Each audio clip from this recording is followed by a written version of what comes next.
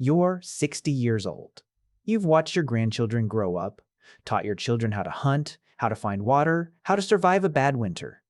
You are, by every measure, respected, wise, essential. Now someone tells you that people like you weren't supposed to exist, that the average human 10,000 years ago died at 30. So which is it? Were you a walking miracle, or is the number itself a lie? Let's start with where that number actually comes from. Anthropologists and demographers, looking at ancient skeletons and modern hunter-gatherer records, calculated something called life expectancy at birth. 30 is a real number. It's just not the number people think it is. And the way it gets misread is one of the oldest statistical mistakes there is, one that shows up everywhere from Roman tombstones to modern news headlines. Repeated so often, it stopped sounding like a claim and started sounding like a fact. It's easy to see why the number stuck. It fits a story we already want to believe, that the past was short and brutal and that we, right now, are living at the peak of a long, upward climb. Every generation gets to feel like the lucky one, so a number that confirms that story doesn't get questioned. It gets repeated. In textbooks, in documentaries, in casual conversation, until ancient humans died at 30 sits in your head with the same certainty as the sky is blue. Nobody asks where it came from. They just know it. And that's usually the first sign a number has stopped being data and started being folklore. Here's the trick. Life expectancy at birth is an average, and averages are brutal liars when the data is lopsided. In most ancient and hunter-gatherer populations, somewhere between 40 and 50% of children died before the age of 15. Disease, injury, childbirth complications, infection, with no medicine to treat it. Now imagine 10 people. 4 of them die as infants at age 0. The other 6 live to be 65. Add it up, divide by 10, and your average lifespan is around 39. But not one single person in that group actually died at 39. Nobody experienced the average. That's what the number 30 actually is. Not a typical life, a math artifact sitting on top of a horrifying infant mortality rate. So what did a real adult life actually look like? This is where it gets interesting. In 2007, anthropologists Michael Gurven and Gurven Kaplan analyzed mortality data across dozens of hunter-gatherer and forager horticulturalist societies. The Hadza, the Ake, the Juhoansi, groups across 3 continents, and they found something remarkable. If you made it past childhood, if you survived to age 15, your odds of living into your 60s and 70s were close to what they are in the developed world today, minus antibiotics and surgery. For context, they also compared this to our closest living relatives. Wild chimpanzees, even healthy ones with no human interference, rarely make it past their 40s. Humans, running on the same basic biology, were built to run decades longer than that, if they got the chance. The modal adult lifespan, the age most adults actually died at, wasn't 30. It was somewhere between 68 and 78. 70 years old wasn't a miracle for your ancestors. It was, for anyone who cleared childhood, close to normal. For comparison, the global average life expectancy today, factoring in every country on Earth, sits at around 73. Once you strip the infant mortality out of the ancient numbers, the gap between then and now isn't nearly as wide as the headline makes it sound. But there's a second problem, and it's hiding in the bones themselves.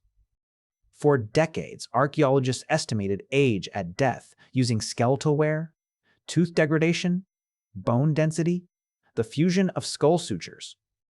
And those methods have a well-documented flaw. Past a certain point, an old skeleton and a middle-aged skeleton start to look the same. The methods max out.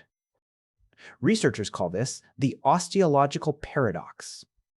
A 45-year-old skeleton and a 75-year-old skeleton can get filed under the same vague label, old adult, because the bones simply stop giving clean signals past middle age. Which means, for years, we were systematically underestimating how many ancient people actually lived into real old age. It wasn't that they weren't there, it's that the evidence for them was harder to read, And this is where the who cares question actually matters, because those older adults weren't just surviving. They weren't a rare exception the group had to work around. They were essential. In the 1990s, anthropologist Kristen Hawkes spent years studying the Hadza and noticed something the old model of aging couldn't explain.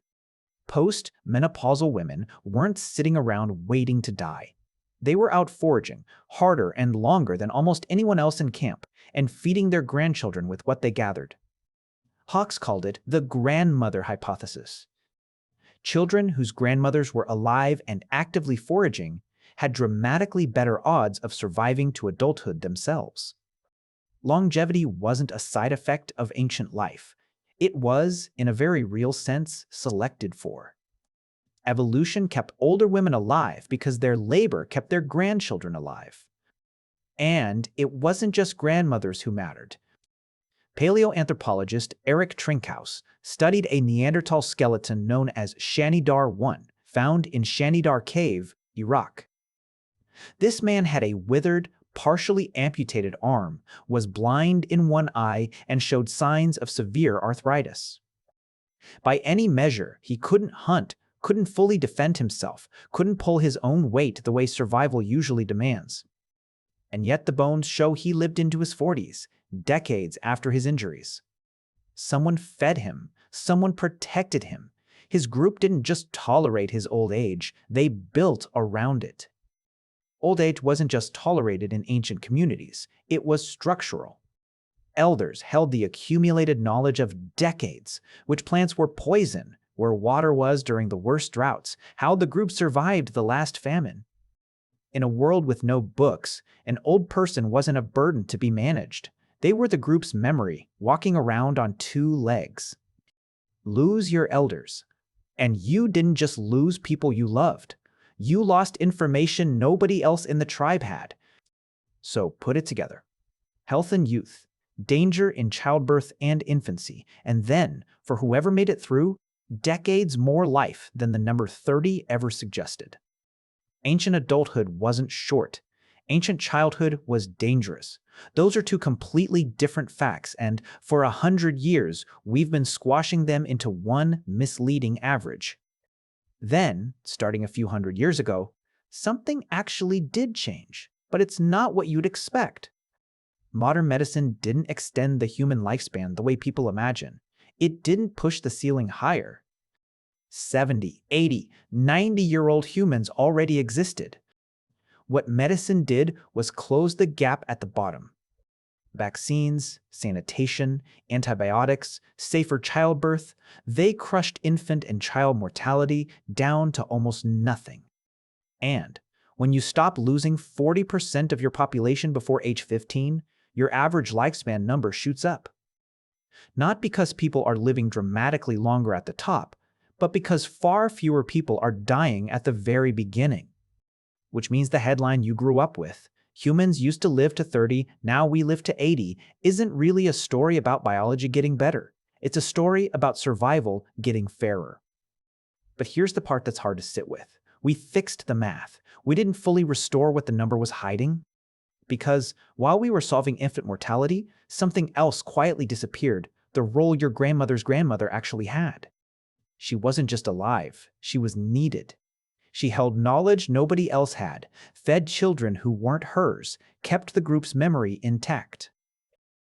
Today, we've added the years back onto the average. But a lot of that role, the walking library, essential to survival role your elders once held, has nowhere left to go. We built a world with more old people in it than ever before in human history, and somehow made growing old feel more optional than it's ever felt. Nursing homes exist because we solved the mortality problem without solving the belonging problem. We kept the years. We just stopped needing the person living inside them. For most of human history, 30 was never the finish line, and it was never really a lifespan at all. It was a statistical shadow cast by how dangerous it was to be young, sitting on top of adult lives that, if they got the chance to begin, often ran as long as yours. We added the decades back onto the number. We just forgot to add back what those decades were for.